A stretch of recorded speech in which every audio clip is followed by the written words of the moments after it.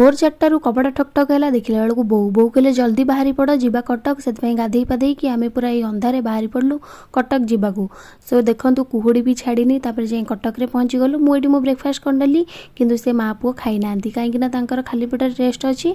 सो से चलीगले टेस्ट करने खाली पेटर ये देखो जो बुढ़ा लोकटी बस ये दुई जन होती पुओ आते केयर नौ देखिए बहुत खुशी लगिला कहीं टाइम रे पुओ मैंने बापा माँ मान टोटाली पचार ना कि से एत बढ़िया से केयर नौते मत खुशी लगिला।